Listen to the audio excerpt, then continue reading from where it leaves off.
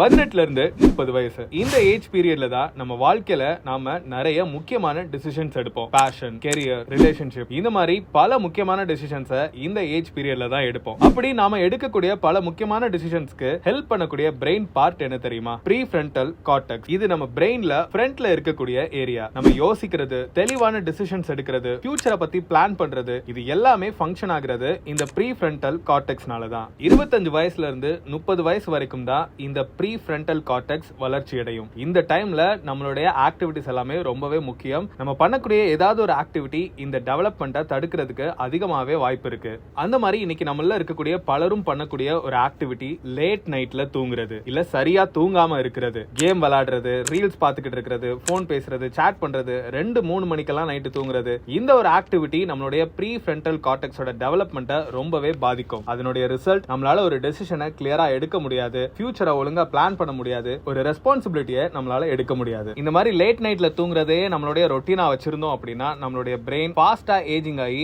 60 வயசுல இருக்கக்கூடிய brain function 25-30 வயசுலயே நமக்கு வந்துடும். தயவு செஞ்சு தூங்குங்க, நல்லா தூங்குங்க, டைமுக்கு தூங்குங்க.